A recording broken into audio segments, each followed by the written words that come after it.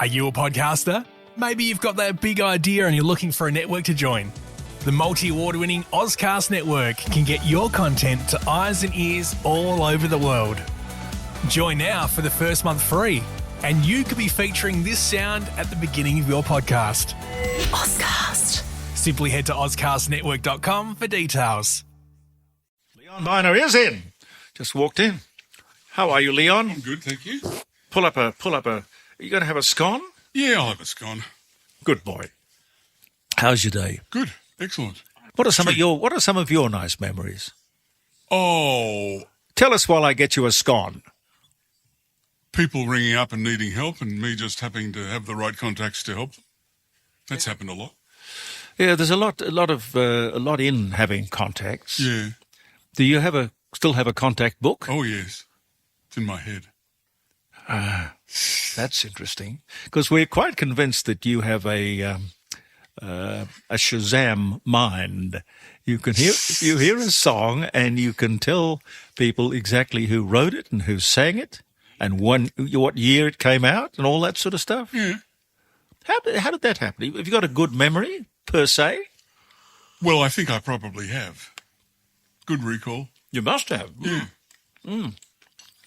While I'm not a musician, I have a good sense of music, and I can, when I think of a song, it actually hits my head in the right note. Music is like a time machine, though, because it imprints in your brain when it happened. Yes. And a song will take you back to that year and all the things. But is it something that is instilled in your mind, or is it just you just relate it to where you were and what you were doing at that time? Maybe a bit of everything. Yeah, not everyone's mind works the same way, Bit of but a everything. lot of people can relate music back to a point in time. Do you have a favorite era? Well, the 80s was good. Really? Yeah. There were some good songs. No, in actual fact, there's great songs from each era. So it really depends on your taste as to which era you prefer. But, I mean, 70s had good hits, 80s did, 90s did. I can't remember too many things out of the 90s. Isn't that when hip-hop and all that... That's been around for a while. It's just been narrative with sort of beat. That's hip-hop, what I call it. Sort of... It's not really music. No, it's sort of gangster music from the streets of New York It's or sort of something. narration with beat. Yeah. That's what that is. Yes, it's like breakdancing. What did you think of what was her name, Caroline? The lady who... Ray Gunn. Ray Gunn. Ray Gunn, yeah. Yeah. Since when is breakdancing an Olympic sport?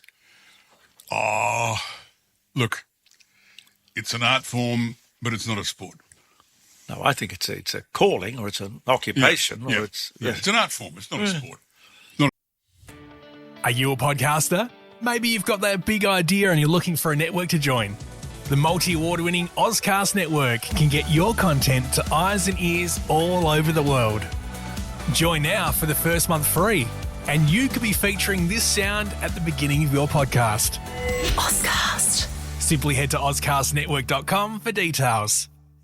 Sport. Yeah.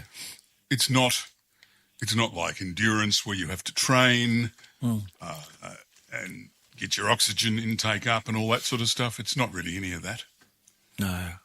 I mean, people who do it well look good, but you've got to have a sense of rhythm and... Yeah, but spinning around on your head, it's, apart from it being probably bad for you, Yes. I don't see the point. Well, look, a lot of those artistic pursuits seem pointless. Yeah, I suppose that's one way of putting it. Are you bored with life at the moment? No, not really. You find enough to do? Yep. Yes, I'll bet you have people stop you in the street and say, "Why aren't you on radio?" stacks of them. Yeah. And what do you say to them? It's not my decision. Strange decisions. I was talking to Dennis Walter a little bit earlier. Yeah. And he was telling me the number of times he's been sacked, number of times he's had contracts cancelled. It's a strange business. You do get the feeling that they don't always know what they're doing. No, but you just roll with it. I suppose you do. You're only one push button away from being sacked. Oh, actually sort of one word Yeah. away from getting sacked. But we were talking about Kyle and Jackie O earlier. And apparently you can say anything you like on radio now. I'm not so sure that's right, but anyway. Well, you can, but you shouldn't. And I'm sort of old school. If you're on radio, you're a guest in somebody's house. And you don't swear. Don't walk into somebody's house and use bad language. To me, civility doesn't cost anything. I happen to believe that civility is a good thing to have, especially as a broadcaster, and I tend to stick to that. Yeah, me too. And if I can use a word that is far better than swearing, then I'll do it. And it's not taught in schools, I don't think. No. Education's changed, though, see. But it hasn't improved. I would like to think no. change was always designed to improve. Manners, etiquette, those sort of things, they're like the lubricants of life. Yes, they are. You know, politeness costs nothing. Costs nothing. Actually, where you see a lot of abuse these days is what they call keyboard warriors who sit there on Facebook and yes, but it's the anonymity. They're faceless and they're hidden and they're if they were anonymous. Known, they wouldn't do it. And then they say things they regret, but they always get found out because you can track through all that. Yes. As Brittany Higgins is finding out now with her comments against Linda Reynolds. Well, the social media thing is I guess it was designed to be helpful, productive, useful. Well, in an era where everybody can become a publisher, you've got to be a little bit careful. Yeah. Because we live in a world now that is litigious. Yeah. And there is a mob mentality that sometimes if you say things which the collective doesn't agree with, there's a real pile on. Yeah. So you really better just, comment on stuff by all means and just keep it temperate. And if you do that, you're going to be, 9 times out of 10, you'll be okay. But you're going to be able to, hopefully, always, political correctness and wokeness to one side, we have to be able to express an opinion. Yes. It's not speaking for everyone, but in ways, in talkback radio, my understanding of it is that you have to be somewhat provocative or the phone doesn't ring. Oh, you do it in an entertaining manner. I found that you just state an opinion, you get a few experts on, and you'll get a contest. Yeah, you'll get a contest. It's quite a change over the years. So, because many years ago, I remember we were always told, sticks and stones may break my bones, but names will never hurt me. In other words, you should be able to say what you like to most people. You do that now, and you're going to end up in court because you hurt my feelings or you are racist. We have a generation now of third parties who take offence on other people's behalf who may not have taken offence. It's weird. So they have quite a powerful voice in the media. Well, I don't know about social powerful. They're loud. But, if you want healthy democracy, you have to have a contest of ideas. Well, some of my best friends are lawyers, which is a wonderful line. Some of my best friends are lawyers, but I tell you, a lot of the problems that you see, people becoming litigious, it's got to be based on the fact that the lawyers are the only winners. Well, they are the only winners, but they're in there so quickly. And now we have these class action people who will no win, no fee. It sounds very attractive. You'd call up a Slater and Gordon or someone because it sounds very attractive. But I never hear anyone sort of say, okay, so we win. How much of the win goes to the lawyers? Most of it. They take a massive percentage. Well, I suppose in a sense they might say they deserve it because there wouldn't be anything without their activity. There's one I got caught up in recently with the 28 Degrees MasterCard, which was hacked about a year ago, I think it was. And I didn't think there was a big issue because, your license details are normally so far back when you gave it to them that it would have changed anyway. So the risk to me of any financial loss from that hacking was virtually nil. Anyway, so you get emails coming through from a legal firm in Melbourne, one of the big ambulance chasing type firms saying, we're launching a class action against Latitude Finance. which used to be GE Money. Do you want to be in it? Do you want to be in it? Yeah. And I just thought, what are you chasing? I don't think you're going to get. I don't think you'll be able to stand up in court and say our clients had a definite, significant financial loss. A lot of the people challenged just pay it. No, that's what's going to happen. That's what will happen. Well, it already is. Yeah. So they'll say just to go away, we'll give everyone $50. Yeah. And then the lawyers will take half of that. So that's why they're doing it. I don't think I normally wouldn't say that, but in this case, I don't think there was a demonstrable, significant, quantifiable loss per client just for having that information, which typically, as I said, your licence details or your passport runs out after a few years because you get a new licence and you have different security details on the back, so no one can use that to steal your identity. So, interesting one there. I don't know how that'll pan out. Yeah. Have you either one of you been sued? No. Not ever? Sued? No. We've got to do something pretty bad for that. I can't remember. I think somebody had a go at me. Oh, look, if you're in business, people are annoying you all the time with frivolous actions and things, but in general, as in you've just got to be careful what you say and about who. And if you've got something to say that's a little controversial, be a bit general in where you attribute but you only have to turn the words around just a little bit, as I understand it, to avoid any litigation. Yes, for example, you can't say, that man's a crook. But you can say, I could understand some people thinking that that man is a crook. Yes. Get away with that. Yeah. But you say the same sort of thing. Yeah. It's like, not that I've been in court, but I like that show. Judge Judy? No, not Judge Judy. It's the guy who, Bull. Oh, that's a great, I watch that all the time. I love that show. Yeah. It's on Channel 10. It's the best show on Channel 10. Well, Channel 10 have got to understand that the only shows that are working are the ones that they are replaying from the 70s, 80s, We had 90s. Michael Mockery on the other day. Yeah. And he was in, not Michael, what's his first name? He was in Murder Call in the mid-90s. Oh, yeah, I know who you mean, yeah. Peter Mockery. Peter Mockery. Yeah. And I think I said, when we were talking to him, I said, he said, does anyone listen? I said, yeah, I listened to your fantastic mid-90s cop shop show that he had. And that's being replayed on Channel 10, and it's one of the best things on their platform. Not the new stuff, the singing and voices and... the reality stuff, yeah. But the idea of the sort of tap dancing that goes on in a court where you're saying to a witness something that you know, the other side is going to stand up and say, objection! And then the judge says, I agree, sustained, and the jury will disregard that. But, of course, they won't disregard it because they have heard it. As Bob Francis would have said, pig's bottom they will.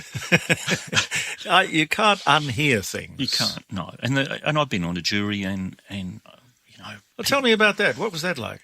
I loved it. Back in October 2001, there was an armed robbery guy down at Seacombe Gardens, and he'd gone to the local... His name was, I won't say second name, Kim, and he'd gone to the local supermarket with a syringe and had poked it in the face of the checkout chick, Renee. Yeah. And he stole some money, he ran off down the street, and his friend saw him running towards his home. And, of course, his mother, who shouldn't have been in court, but she was allowed to be in the audience, she testified that, my boy was at home at 9 o'clock when this crime occurred. And we just thought, well, of course she's going to say that. So we found him guilty because his friend had... Yeah, but he had an alibi. His mother's alibi? Yeah. Well, then we found out he'd done this sort of thing before, so we felt somewhat vindicated in finding him guilty. So it was an interesting process, though. Really great to sit through. You don't feel a sort of overwhelming responsibility to find somebody guilty and know that you're going to send him to jail? You've got 11 other people, yeah. So you kind of you've got opportunity to discuss all the facts and figures. And was that unanimous among the jury? I think it has to be unanimous. Yeah. Otherwise, the judge will say go back in until you agree. Well, actually, we had one woman on the first trial that couldn't even speak English. How many trials did you do? 2. Okay. But this lady couldn't speak English, and she was just going along with the rest of the crowd. So I spoke to the sheriff and said, do you realise your system has let someone through onto a jury who can't even understand English properly? So this nice lady, but she was sitting there just looking around and just going along in the What am I doing here? What are all these people doing in my bedroom? just agreeing with everyone else in the jury room. So, yeah, I think they maybe tightened up the system after that, hopefully. I've never been on a jury, and I just wouldn't like to sit in judgment on somebody where I sit in judgment, I suppose, on topics. Well, this is a like court. you do, Leon. Well, this is a court, so you are the judge. Well, this is the court of public opinion. Right, I'm the judge, the jury, the prosecution, the defence, the whole shebang. But I think that if you didn't want to be on a jury, it would be fairly easy to get off. You just stand up and say, he did it! I know he did it! Well, you said you watched the Bull Show on Channel 10? Objection, Your Honour, this jury is not acceptable. Yeah, you watched the Bull Show? Yes, I enjoy it. And the whole thing is based around choosing the right jurors, which I don't think that happens in practice by any means. Trial science. That's highly... But it's an interesting idea. If you can have a mirrored jury and you can see exactly how the trial is going and make fine-tuning adjustments along the way on that information. It's a good show, but you always know the outcome is going to be successful in terms of... He doesn't lose, Benny, does he? He never loses. No. It's a good show, but...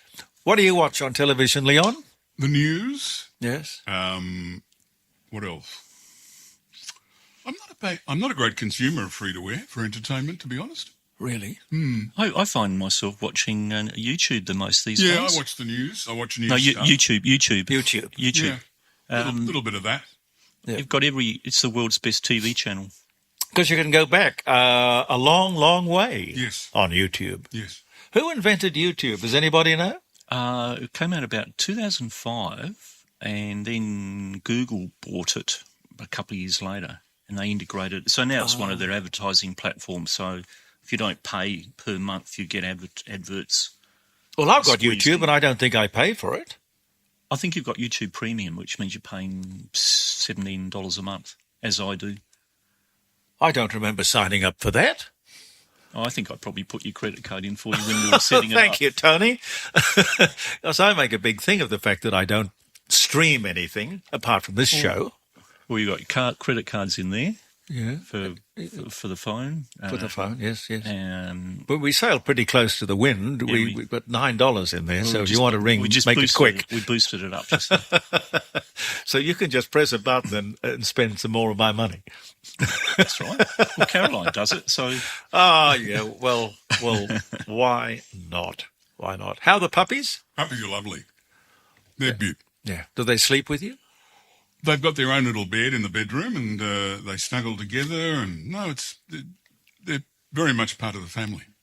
Well, I wake up and I find Bugari lying on her back, head on my pillow, beside me. Yep, snoring away. That happens sometimes. And blissfully unaware that she is a dog. She thinks she's a people. Yeah, a lot of dogs think they're people. And many cases they're nicer than people. I let mine have that theory because I think it. The animals are beautiful. They've got their own little bed. They do, they're pretty obedient. They're very well trained. Does it surprise you? No. What? My tea. Oh yes. She drinks Caroline's tea. Bugari. She just gets up when she's feeling a little thirsty, walks across Caroline's face, and starts to drink the tea. Cold tea. Very weird. Be very careful at our place drinking a cup of tea, said he, while Leon is taking a sip of his. No, there's no dog. Oh, yes, there is a dog here. A large one. It's amazing to me how dogs can speak English. I know they say that they have sort of a small but good vocabulary. Yeah. But they really do understand what you're saying. Yeah. Yes. Animals know whether you like them.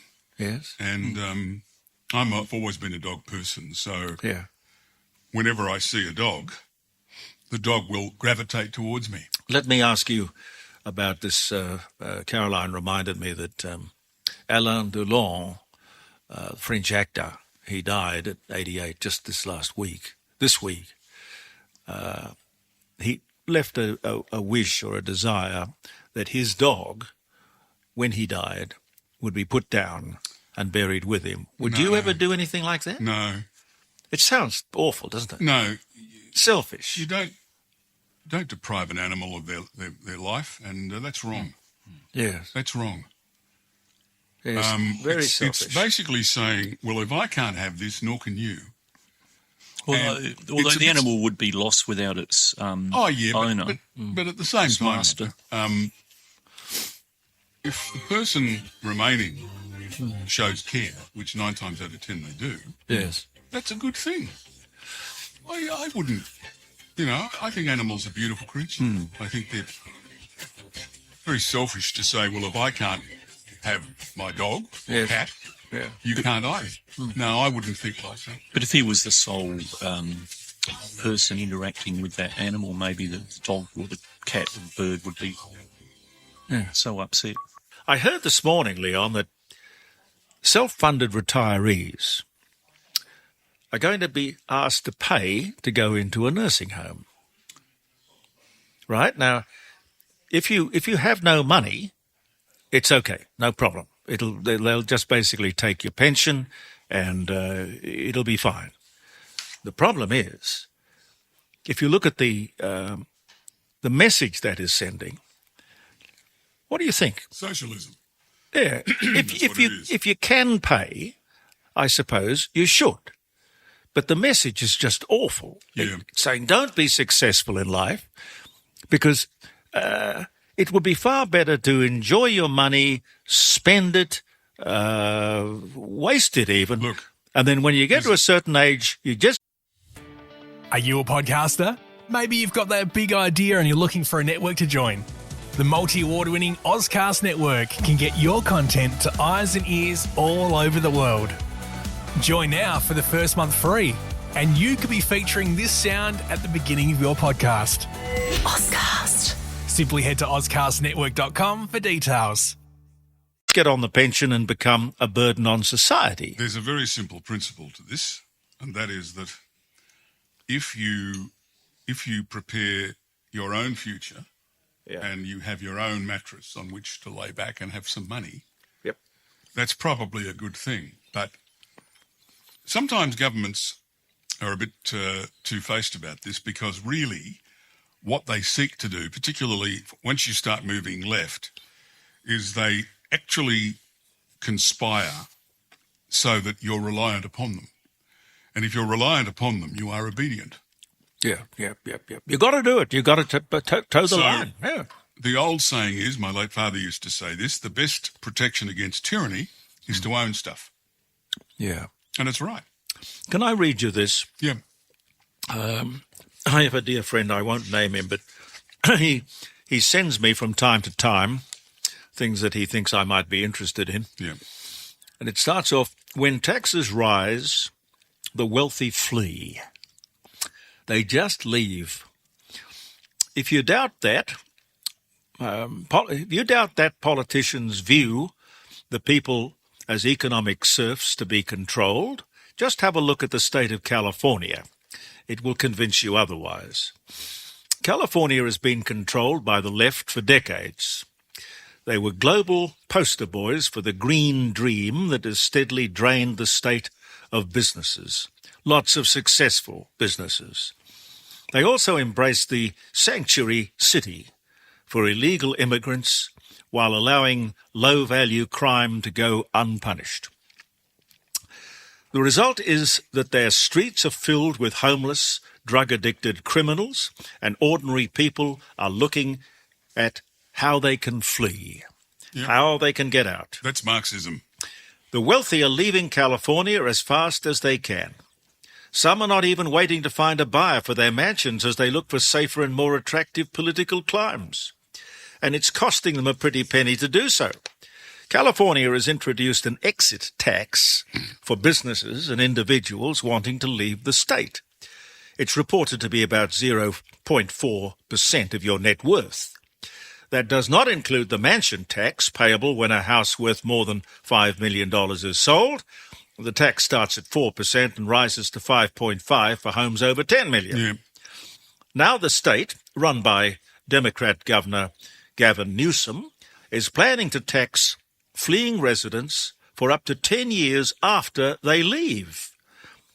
That's the price you pay for getting out of a state where Democrat policies are making life miserable for everyone. It's old-fashioned socialism destroying one of the largest economies in the world. Socialists do not see merit in the individual or their success. They see people only as economic units necessary to subsidize the government and the bureaucratic elite. Doesn't this? It makes sense, doesn't it? Yep. This is just, to me, this is the Labour Party all over. They call them the Democrats in America. It goes on. They think they know how to spend your money better than you do. Inevitably, it's spent on something to benefit themselves. Of the tens of thousands leaving the Golden State, most are seeking refuge in a Republican-led operation. The most popular are Texas, Florida, North Carolina, and South Carolina. It's incredible to think that the free movement of people in a place like the United States is now subject to exit payments due to political mismanagement. As places like California steadily go broke, more of the lefties will leave. No, I'm sorry, more of the lifters. The lefties ain't going to leave. More of the lifters will leave because the greedy government will increasingly target them. That compounds the problem because as capital exits, the mendicants remain. What's that word mean? People relying on the state. Yeah, That's what that mendicants. means, yeah. Mendicants, mendicants. Mendicants. This is a direct result of higher taxes. We see the same thing happening in New York. Internationally, the wealth tax in Norway, which was mooted to raise hundreds of millions of dollars, actually saw the overall tax take fall. That was because the rich voted with their wallets and their feet, and they left. I can see a similar thing happening in Australia if insane policies like the non-realised capital gains tax is introduced. While Labor says it'll only apply to superannuation, it's only a matter of time before it will extend across to all investments. Have you heard about that? Yes. The unrealised capital gains tax means that if this house has increased in value... It's tax on something that hasn't happened. Yeah, and it's tax before you have realised Yes. the profit. Yes. So what does that mean? You have to pay the tax, you have to sell the asset because you're being taxed on it. I can understand saying, well, okay, when you sell it, we'll tax you on your profit. But to tax you, it then extends out and they will say, that painting over there, that's more valuable today than it was last year. We'll tax that. Yep. And so you keep the painting and you find the money to... Yes. That's a bit odd. Socialism. That's what it is. Well, it's something that I wouldn't vote for. People need to understand governments that like to redistribute are not good governments because a good government wants to grow the pie. Yes. A bad government asks only about the size of the piece. That it gets. Yes, and it wants a bigger piece. Yeah. Under the guise of it's helping the underprivileged, but of course it never is. Well, this is almost finished, but let me just go on. I suspect we can also look forward to death duties, higher property taxes, more levies and other financial impositions in Australia as governments go broke. The process seems inevitable as neither of the major parties care about government debt, nor do they have the fortitude to rein in the socialist policies, as Leon says, the socialist policies that stifle our opportunities. While they'll initially be pitched at the rich, when the wealthy decide to go where they are more welcome, the rest of us will eventually be targeted to pay the bills. Yes. I think I'll keep that because I think that is very, very significant. It's a very wise snapshot. Yep. Yeah, well, don't know what we do about it, but we have an election coming up, and that might be instrumental. I saw on television last night, Leon, an interesting story. Lady standing in front of a kind of derelict-y looking house. It didn't look like it had been maintained in any way at all. And she said, "They haven't done anything for my house." They, I'm assuming, is us or the government or something. Now, this lady was an Aboriginal resident, the Aboriginal resident of the house built by the taxpayers out in the Kimberley in Western Australia. I think you'd describe it as a fairly remote little village. And there she stood with her mobile phone in her hand, demanding to the camera that the government do something about fixing up her house. Slater and Gordon, these are those, no-win, no-fee lawyer people. Slater and Gordon are fighting this legal case because I guess there are lots of people in the same position as this lady out in the remote Kimberley. We, the taxpayer, we are being sued for not maintaining this lady's house. That won't work. And lots of them... Won't work. Why? Because it'll create a precedent.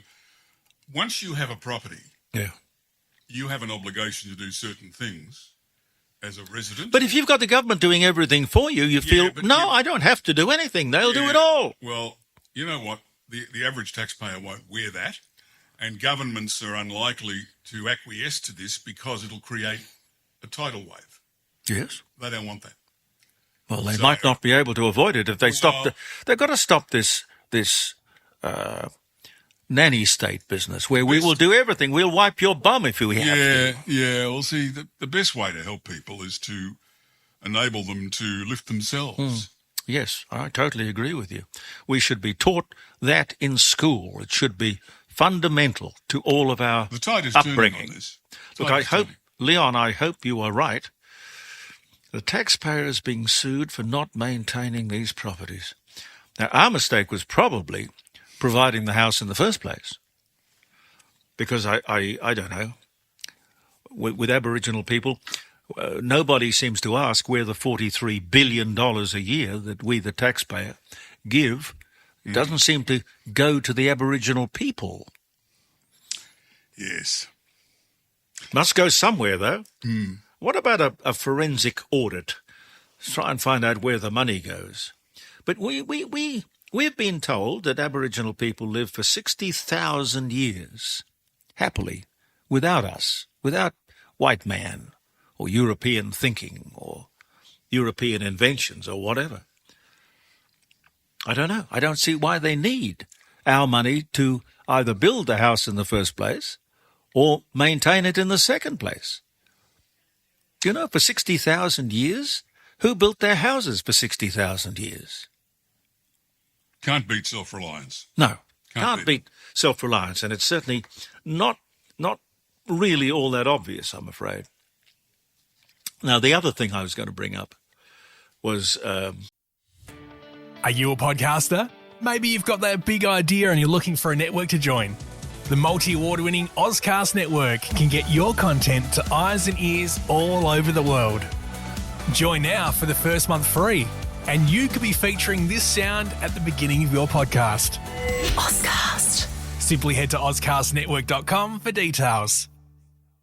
From Monday, believe it or not, from Monday, your boss is not allowed to make contact with you outside office hours. He can't, he can't send you an email. He can't change your roster. He can't say, listen, could you get in a little bit earlier on Monday? I need to have a talk to you. Can't, outside office hours, speak to the staff. Never heard of anything sillier. It's called the right to disconnect. Now, that's always been ETS's issue. if you don't pay your bill. They've got a right to disconnect, all right? Yeah. Same with the phone company. Yeah. Yeah. But I think that's absolutely stupid. I don't think it'll last. If it How gets up. if it gets in? No. But I where's the don't opposition? Where's the opposition saying, listen, if we get in next time, that's going? I don't hear them saying that. Yeah. I don't know. People need to understand that in a democracy, it is much better, if you want to avoid tyranny, own stuff, Yeah. have resources. Yeah, totally agree. If you don't, you are at the behest of whoever's in government. Be self-sufficient. Yep. Be self-reliant. Yep. And I don't think we teach that enough. No. If you want to be independent, have your own views, vote the way you want to vote, Yeah. own your own stuff. Yep. No, I agree. That clearly doesn't appeal to everybody.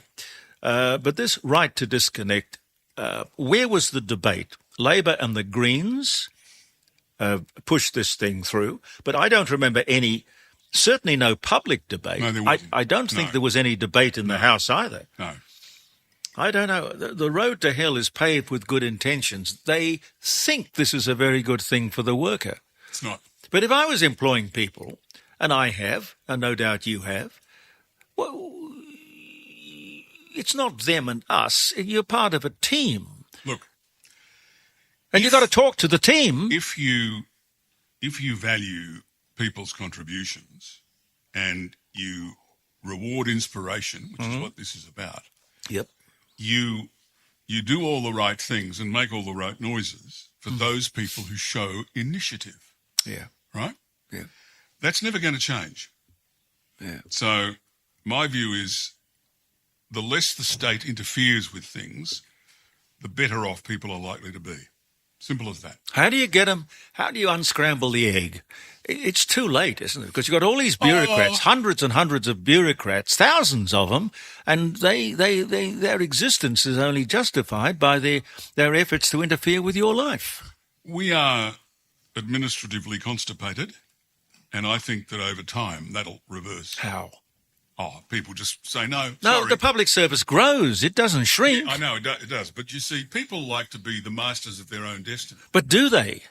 Most do. Well, Most do. we're not allowed to be.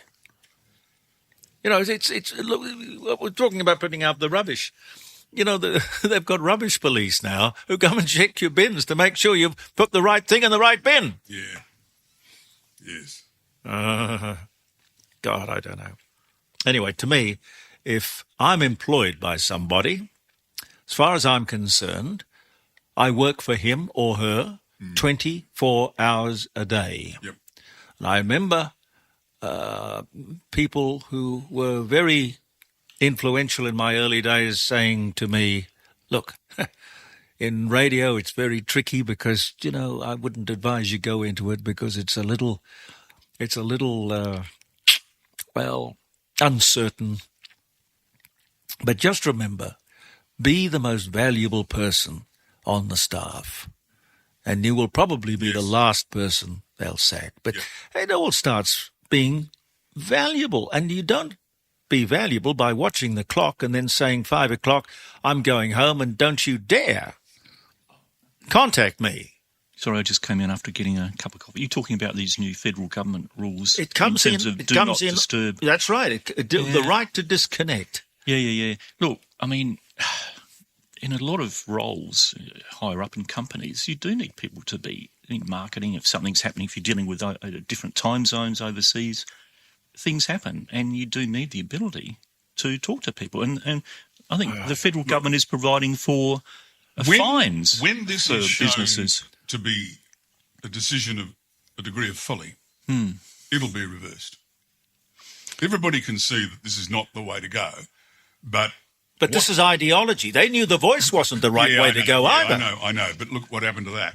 So same thing will happen here. But Leon, unfortunately, when legislation gets baked into the paperwork at Parliament House, it's very hard to reverse it. Yes, well, look it at is, this. but There's 700 pages of new industrial legislation that we're talking to Robert Gottliebson about a few weeks ago. And virtually every business now will need a whole consultant just to navigate through that minefield of rubbish that Albanese's brought in, he's going to decimate every small, medium enterprise. I mean, the biggies like, the big corporations, Telstra, I'll tell you what they can afford it because it'll just be part of their businesses will HR. resist hiring too many people, so they keep below the threshold. Yeah, is that what they want? That's is that a what's good happening. thing? Yeah, No, but that's what will happen. We want growth. We want productivity, and we're not going to get it by bringing in stupid laws like this. Look, it's a simple thing to have the right attitude when you're an employee. Just be valuable, and you can't be disconnected. Do your job. Can't be disconnected, and yes, you have to do your job. Why would they bring in something like that? Because they're stupid. But No, they're elected. they're run by the unions is the real reason.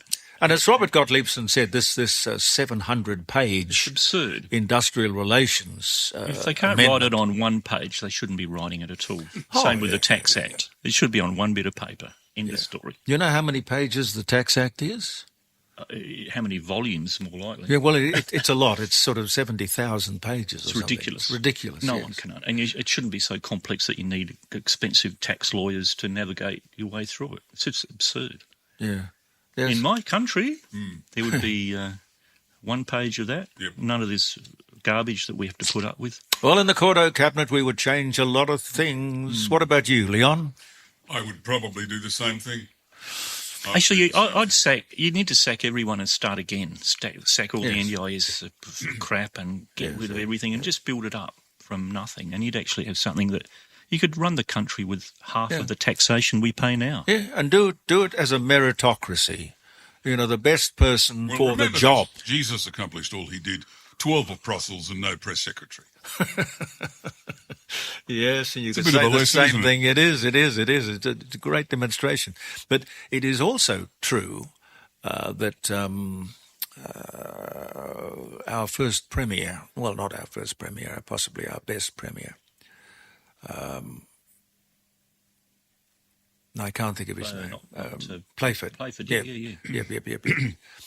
Playford. Thomas Playford was a brilliant man. We actually did stuff back then in South Australia.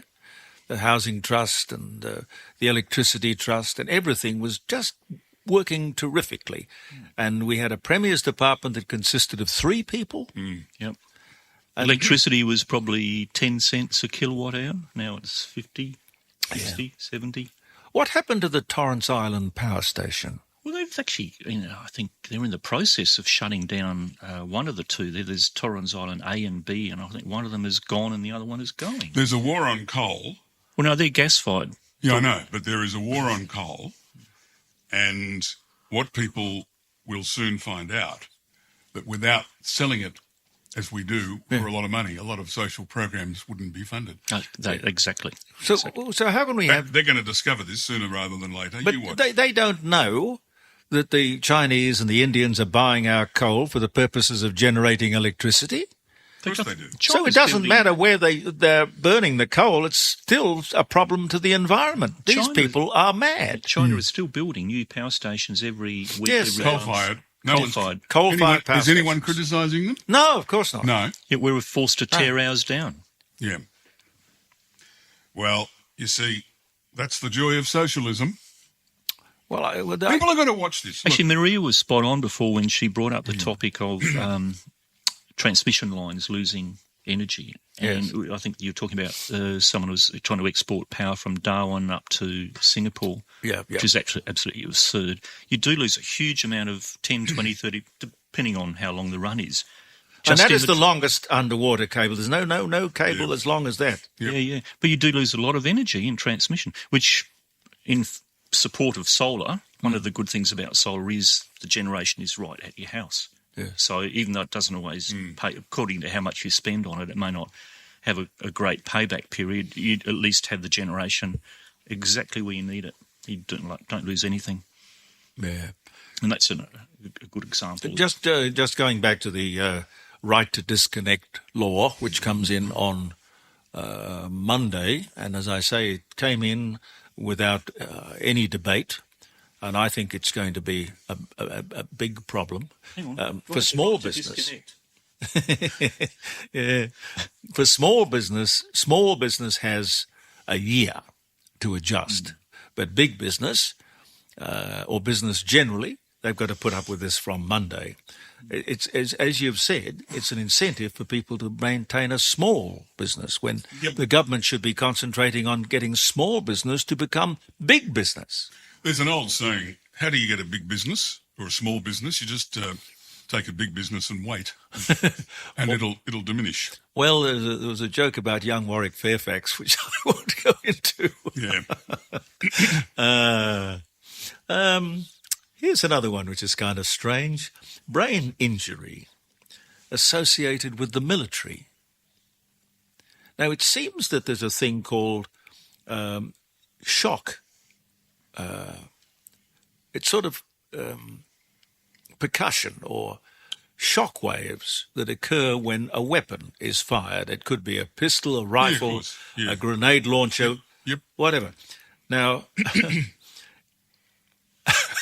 I can't see how you could have an army and you're saying there is brain injury associated with the firing of a weapon.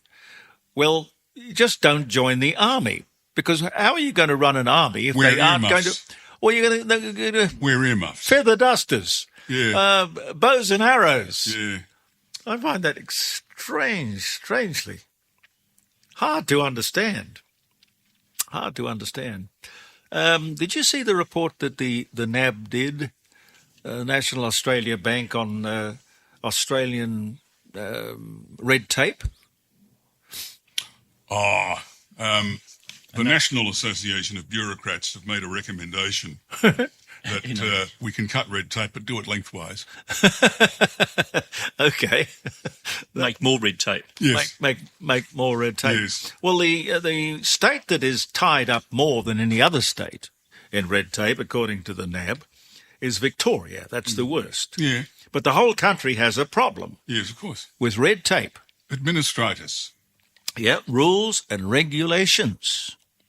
This is to justify public servant jobs. I suppose it is. Well, they're trying to produce more housing for the housing shortage, but, trying to build a house, people just come up against a brick wall, so to speak, with all the red tape and no one's... It all adds to cost. Look, the further left any country or city goes in its policies, the more this will happen. Yeah. Because it's just the nature of the beast. Yeah, well, the beast is out of control. I know, but that's the way it is. Yeah. That's the way it is. I was listening to a story. In fact, I tried to get the Australian Food and Grocery Council on the program. Today, they sent me an email saying, what sort of questions are you going to ask? So I sent back a little note saying, well, you represent the food producers and the food and grocery industry in Australia. You speak for them. I believe, from what I've heard, that big companies like SPC used to be SPC Ardmona years ago. Very, very big company in Victoria, Shepparton, I think. Yep. And Cadbury's, which is a very big company in Tasmania. They are so frustrated by red tape and rules and regulations and the unions and all of that they are looking to move their factories and their production to, more appropriate, simpler places. South Africa is getting very attractive. South America, even Asia. Brazil, Asia, anywhere. Yep. Now, maybe it's too late to stop these companies packing up and moving, because it's quite frankly, capital is far too easy to move around the world these days. Jeremy, Africa's very hot, won't the chocolate melt? Didn't think of that. And then they've got the monkeypox to worry about. I don't want monkeypox in my Cadbury. No. Dear, oh dear. There's endless interesting stuff. Leon, have you been following the US election scenario with the Democratic week that they had there. What's it called? The National Convention. Oh, yeah, convention. Yeah. Hoopla. Very interesting. Yeah. Who do you think's going to come out on top in Trump. terms of... Oh, my God. Hope not. Well, you say that. Won't be. Kamala is not the great. It's interesting I've got some friends that I talk to in the US a fair bit, and they're kind of in the Midwest area. Yeah. And there's a lot of stuff. Kamala Harris, fair enough. But remember this, America is a capitalist country and thrives on opportunity. But not while the Democrats. You heard that thing that was sent to me about California. Yeah. Well, that's California. But most of the country is not going to go like that. Not going to do it. Americans not going to go to socialism. Well, if the Democrats are running California into the ground, wherever the Democrats rule, they're I always get confused because I would assume that they would be red states, but in actual fact they're blue. It's the other way around. It's blue. Yeah. So because the Republicans are red. How are they running? I'm not on top of this story. How are they running California into the ground? Well, I'll pass this over to you if I can find it. Because I thought California was a fairly successful No, state. it's in serious trouble. It is in serious trouble. Oh, with all the housing shortages? No, it's all the taxes and things that this Democrat governor is putting together. Says it's been controlled by the left for decades. Yeah, and it's a basket case and getting worse. Does have a very high debt. And people Well, are that's what moving, voting with their feet. Margaret Thatcher said it all. You eventually run out of other people's money. Exactly. Yeah. And that's what the Greens and that's what the Greens again. Yeah, and that's what the Greens and Labor think they can do here. Yeah. But the great mystery to me is why they want to. Can't they see that reward and incentive are far better than fear and It's force? an ideology that says we know what's good for you. Yeah. We'll decide because you're a little enfeebled. Yes. That's the ideology in a nutshell. Yep. Geez, Harry and Megan better watch out. There's an exit tax for leaving now. You can't escape California unless you pay 0.4% of your net worth. But every state that is governed by the Democrats is going to have exactly the same philosophical problems that they have in California. Look, I agree with those sort of policies, but I just think Trump as a person is just such a sociopathic, narcissistic criminal that as a person he couldn't be controlled. He's not electable. And I'd normally agree with that side of politics policies.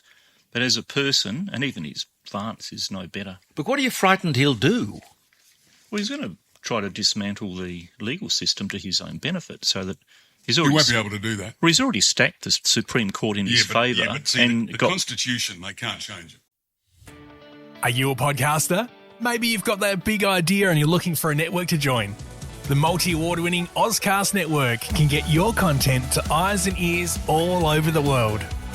Join now for the first month free, and you could be featuring this sound at the beginning of your podcast. Ozcast. Simply head to ozcastnetwork.com for details. So you can put whoever he likes in. Well, he doesn't. There'll be a limitation as to what he can do. He has no regard for the Constitution now, but as seen by hasn't. January the 6th of 2021. Whether he has or hasn't, there's only a limited amount he can actually do. He controls the military, commander-in-chief. His wavering finger is potentially on the big red button. Yeah. And the guy hasn't got the brains of a 6-year-old. You look at the way he speaks. I think that's actionable, actually. You look at the way he speaks. He doesn't even put a sense. He says, they're nasty to me, and that's the best he can come out. And he says, let's talk about policy and not people. When he was talking about Kamala Harris, that's exactly what he does to everyone else. He abuses them. He abuses he's Kamala strangely Harris. Autistic, and he's never talked about policies. Dyslexic or dyspraxia is another thing that he might have. I don't know. It's a pity John Bruni wasn't in this morning because I know he's got. He's got the flu. He couldn't come in. No, but he's got a lot to say about Trump as well. Yes, in the same manner as I'm portraying. Yes. Well, I sense that he's dangerous. He's a bit of a bull in a china shop. He's no diplomat, but the Queen, in her recently released book, had some comments to make about how nasty he was to her. The Queen. Yeah, there was a story this week about it. And I didn't see that. This is a book that was just been released, I think. The Queen, I don't think the Queen's ever written a book, has she? No, maybe perhaps it was written on her behalf. Well, it's sort of a biography. I don't think the Queen would ever Okay, go public. Even from the grave, I think she'd be diplomatic. A new biography of Queen Elizabeth II claims she was less than impressed with the former president after he paid her a visit. Yeah. And this was 2018 when he came for tea at Windsor Castle. Yeah. He was president then? Yeah, he got in 2016. End of 16, end of 16 to end of 20. And he wouldn't leave the building without being pushed out. Yeah. So she wasn't impressed with him. She said he was rude. But I hear people say that when he was in power, he did a lot of good things. Now, you should I don't know, but that's what I've been told. Four Corners a few weeks ago had the ABC, come on. No, this was one of his inside, his guys that worked with him, and they interviewed him, and the guy called him an effing idiot. He wouldn't understand any briefings. He'd sit there in military briefings and ask ridiculous questions. He would not pay attention.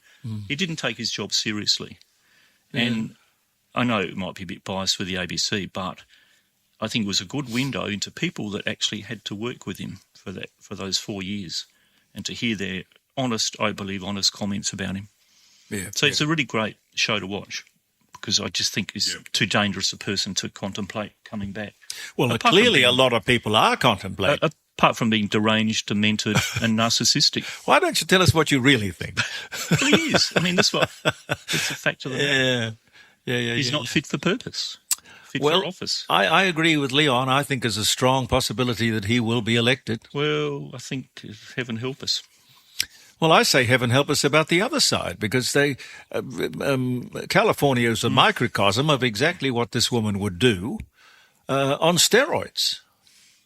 I mean, there ain't no third alternative, is there? I didn't think they were that badly off, but I'll probably have to research that a bit more. Well, I would like you to do that. I'd like you to just tell me whether this guy's over the top when he sent me this stuff on California. Was that Cory Bernani? No, I think that it was his article. I don't know. But he didn't send it to me. Somebody sent it to me. Yeah, okay. I'll have a read of that. I'll have a read of that. Yeah. Have a read of that. Speaking of the ABC, David Anderson has resigned, managing director. He's hung up his headphones, or whatever managing directors hang up when they hang up. He's resigned, and I have no doubt they'll probably place somebody in there of the same. Yes, they've got the top man now, Kim Williams, who did a great job running Foxtel. Yeah, well, he's an interesting character. I don't know. Explain that to me. Did he run Foxtel well? Into the ground. Talk to me and Carol. He's married to. Not that that's important, but he's married to Gough Whitlam's daughter. Yeah, that'd be right. You talk to people who've had a direct experience with Foxtel in the years he was running it, and it was an absolute disgraceful organisation to try to deal with. And you talk to Caroline; she had the same issues as. Well, they're very easy to get signed up, but when it comes to cancelling, you can't cancel. You ring their call centre and they try to upsell you, they tell lies, they wouldn't do what you asked, and you still got the same program set. It's now on the market, and I think losing money. You'd be, to my opinion, one could be forgiven for thinking that you would be silly to sign up to Foxtel when there's so many great alternatives around with internet streaming. Well, I don't know. It's got football, hasn't it? It's more. I think it's more for people who are into sport. That's the. Well, when they paid all that money to get the rights to broadcast sport, how could they be losing money? No, Foxtel is probably mainly now for people into football and whatever they do, sports. Well, I don't watch it. I certainly don't watch it, but I saw him on television with his lanyard, which was a LGBTIQ. What is it?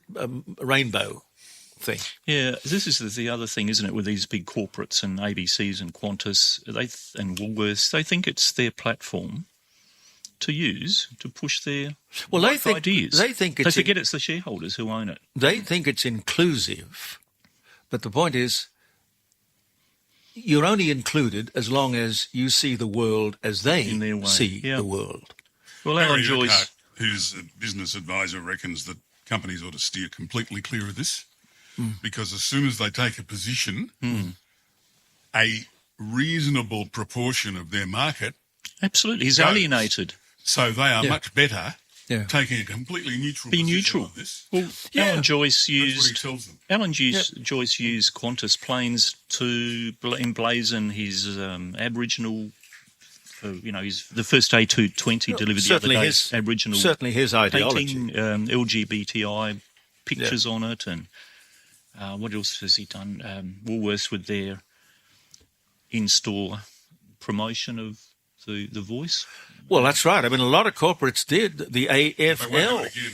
I bet I hope Woolworths not. in No. the Australia Day this year, Woolworths had banned, I think, the sale of flags, Australian flags. Well, let's think. Some of the biggest corporations in the country, Wesfarmers and Coles and Woolworths, Qantas, the AFL, they all endorsed publicly the Voice. Yeah, but they're spending shareholder money. Shareholders' It's not money, theirs yeah. to do that. Just because one person at the top has a particular idea or affiliation with a cause, it's not his job to spend shareholders' money to promote it. And the same with Woolworths. I call them Wokeworths now.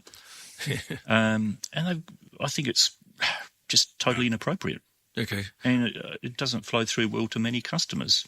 We got to ring the Animal Welfare League in a little while, but Anastasia Palaszczuk. I know what everybody thinks of Anastasia Palaszczuk, but she's no longer the Premier of Queensland, but she's joined the board of Australia Post. Former Queensland Premier who quit politics. She's accepted a job while, of course, still on a substantial parliamentary pension. She'll be paid $125,000 a year to join the board. I wonder what that'll do to the price of stamps. Very, very, very little, I would think. Yeah. Are you there, Anthony? Hi, Jeremy. I am. How are you going?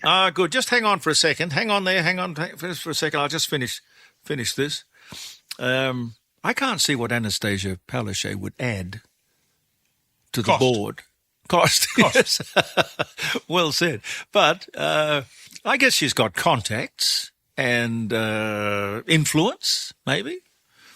I don't know. But what I wanted to throw into the mix before we get Anthony on, what I wanted to throw into the mix was this double standard that these politicians have.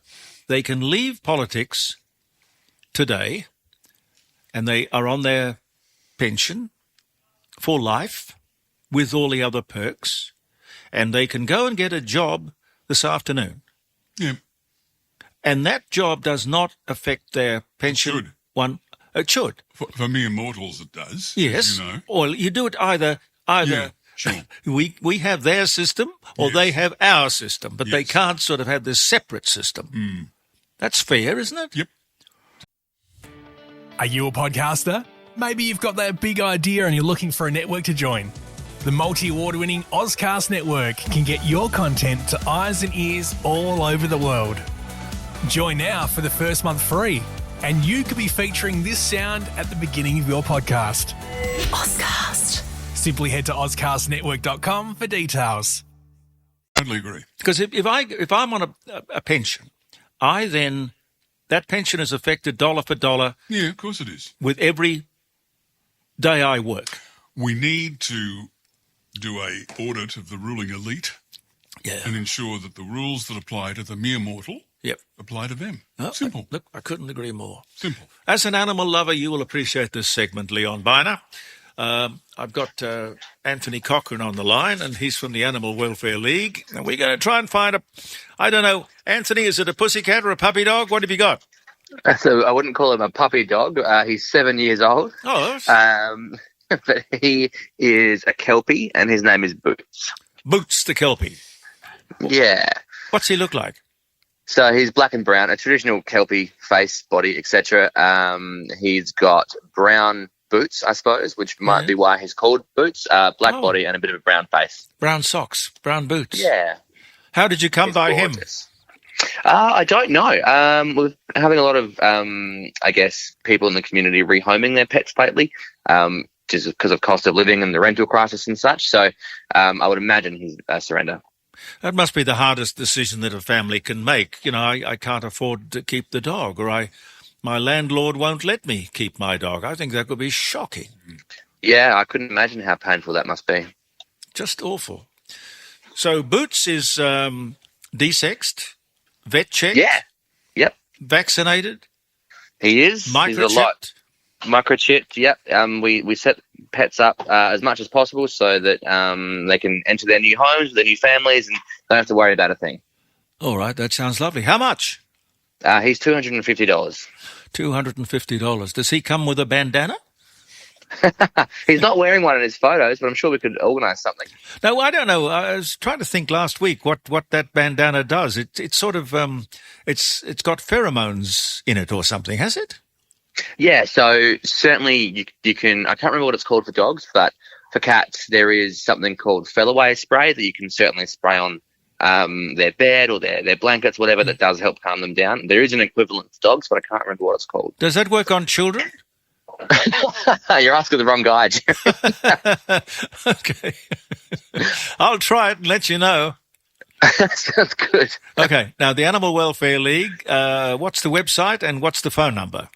Yep, so you can call us on 8348 1300 and chat to our friendly team, or you can visit our website, awl.org.au. Anthony Cochrane, as always, thank you very much. And listen, we'll just remind people that if you're writing your will, or you're not changing your will, but amending your will, we should all do that regularly, spare a thought for if you're looking for causes to which you can leave a little money. Just remember the Animal Welfare League, because they do wonderful work. And you would rely on, to a certain extent, people remembering you in their will, wouldn't you? Absolutely. It's one of our biggest funding streams, so we very much appreciate that. I will say as well, we have a program called Happy Hearts. Happy Hearts? Happy Hearts. So anyone who does choose to generously choose to leave us a gift in their will, and they've got pets, if the sad event happens where they pass away, we will take their pet in and look after them. Well, that's a lovely thought. I was reminded a little bit earlier that the French actor who died sadly, well, he was 88. That's a fair life, isn't it? Alain Delon. He, in his will, I don't know if he left anything to the Animal Welfare League, but he was a very wealthy man and a selfish man, because he left in his will the desire that his dog was put down when he died and buried with him. Yes, I saw that. Very sad. Isn't that awful? Yes, I don't recommend that. I do recommend, even if it's not us, leaving a bequest to an animal charity, and most animal charities will be able to take your pet in if that does happen. Yeah, no, I think that's good. You're in my will, I can promise you that. Thank you very much, Jeremy. Have been for years. All right, look up. Have you told us this before? I might have to get our team to give you a call. No, well, you're already there. You don't have to do that. No, I know, but it's always nice to get you down and give you a tour and just show what your support does for animals in need. Oh, okay. All right. If you've got an idle moment, that could be terrific. Thanks, No Anthony. worries. We'll make it happen. Thanks, Jeremy. All the best. Bye. Are you a podcaster? Maybe you've got that big idea and you're looking for a network to join. The multi-award-winning Ozcast network can get your content to eyes and ears all over the world. Join now for the first month free, and you could be featuring this sound at the beginning of your podcast. Ozcast. Simply head to ozcastnetwork.com for details. Just like a car, starting in a road, lately sure, sailing away to Key Largo. Here's looking at you, missing all the things we did. We can find it once again, just like they did at Key Largo. We had it all. We had it all, just like Bogey and Bacall. Good song. Do you like that? Yeah, it's a good song. Yeah. We were trying to find somebody. In fact, we'd lined up Jerry Harvey to come on the show this morning about 11:30 to talk to us about barbecues. I'd slip in a few questions about the economy as well. Have you heard him in full flight? He's good. a very good. He used to come on your show too, didn't he? Yeah. Yep. No, he's a very good media operator, Jerry Harvey. But he was on a road trip and he was not contactable in the end. But we wanted to talk about Kevin Rudd's purchase of a $15,000 barbecue for the Australian Embassy in Washington. Can you imagine somebody spending $15,000 on a barbecue? Sounds to me like he bought a patio. Well, I suppose that you can get those outdoor kitchen things, but why you wouldn't do that? They're not 15 grand though. They're less than that. Anyway, I spoke to his office. He'd love to talk about that. He's got an opinion on that. Anyway, he couldn't make it in the end. And Caroline, you've been trying to barbecues galore. No, the Weber Gallery. Oh, the Weber Gallery. Yes. Because remember when Weber started? They I did do. a big promotion outside 5DN. Yeah, and it was a one-man operation. I don't know whether he did. Where would you have been at that time? You would have been in at 5AD. No, probably in Melbourne then. Oh, because it would have been it would have been in the 70s. KA. Okay. Well, he had this thing which looked a little bit like a spaceship, a kettle thing, right? And we all know it now as the barbecue. But back then it was a talking point. But he set this thing up on Tint Street, right at the front door of 5DN. And as the people went in and out of the radio station, the doors opened, obviously, and closed. And in those moments, the smell of, and I think it was lamb from memory. He was barbecuing lamb. And the smell was such. I said, what? In the studio, we got the smell. And I said, where is that coming from? What's that? Anyway, we resolved. Were you producing at the time? No, not then. No, of course you weren't. It was probably Paul Flanagan. And I suggested, look, go out and get him. And I can't remember his name, but he was the man who invented or brought back from America the Weber. I think it's an Australian invention, in fact, as I think about it. I thought it was. Yeah. Anyway, he's now, I don't know if he's sold out or he's still doing it, but he's got a sort of a barbecue university on Fullerton Road, hasn't he? And he calls it, the Barbecue Gallery? Yes. Anyway. No, Weber Gallery. Oh, Weber Gallery. Okay, well, and we couldn't find anyone to talk to us about I barbecues. And because Jerry Harvey had cancelled, maybe that's because of the plane strike in Sydney, because he had been away during the week. Yeah. So without much notice for them, I rang just before 11 to the Weber Gallery and they said, oh, yes, we'll find you someone to speak to in half an hour. But unfortunately, they never rang back. Oh, God. Okay. I don't know. If I was selling barbecues or widgets or anything at a radio station, particularly one that broadcasts to the world, rang me up and said, hey, listen, would you mind coming on and telling me about barbecues and I'll slip in some promotion of my products?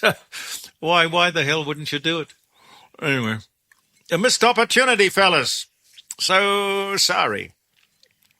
Speaking of opportunities, I have an opportunity here to just tell you a little bit about one of our sponsors. In fact, I'll tell you about both our sponsors while I've got a moment, because you can't, as Leon Byner and Caroline know, you can't do very much without sponsors in this business. The Rising Sun Inn, a very valued sponsor at 60 Bridge Street at Kensington. It's a very oldie, worldy pub, or really it started out life as an inn. And Leon's nodding his head. Have you been there? Yeah, lovely food. Haven't been there for a while, but it's great. No, it is. It's one of those places that should become, in people's lives, a regular, because they look after their regulars. As you say, a great kitchen and a great cellar, and the chef must be pretty darn good as well. A good menu, and a great wine cellar, as I said. Wonderful service. Grant is the guy who owns it and runs it and loves it. We've got to get Jackie back in, haven't we? Yes. Because Jackie and Grant are a great team, and they run a fantastic operation. If you are having a quiet dinner for two, a romantic dinner, you want a product launch, you celebrating a birthday or an anniversary or something like that, give Grant a call. He will look after you. And you tell him you heard about it on the Court of Public Opinion, he'll do the rest. 8333 0721. 8333 0721. And the other wonderful South Australian, well, I was going to say company, but it's an institution like the Rising Sun. The gallery on Melbourne Street in North Adelaide, Elder Fine Art. Jim Elder and Helen have a lifetime of experience when it comes to art. Elder Fine Art. And they, 4 times a year, have a world-famous auction. So if you are looking to sell, nothing like selling or broadcasting to the world. Why not broaden your horizons? More customers. Anyway, they are bound to have a, where are we now? We're August. So there'll be one more auction before the end of the year, and it'll be a big one. So Jim will be looking for Australian and international paintings. If you have interesting or prominent or important art and you would like to sell it or you would like to get it valued, all you've got to do is get a no obligation appraisal. If you ring, I'll give you a couple of numbers, 8267 72869, 8267 2869, or Jim's mobile, you can call him on that. It's 041 781184. And you can look at their website too, which is Elder Fine Art, all one word, elderfineart.com.au. Appraising all works by noted Australian and international artists now. And if you want to know... Are you a podcaster? Maybe you've got that big idea and you're looking for a network to join. The multi-award-winning Ozcast Network can get your content to eyes and ears all over the world. Join now for the first month free, and you could be featuring this sound at the beginning of your podcast. Ozcast. Simply head to ozcastnetwork.com for details.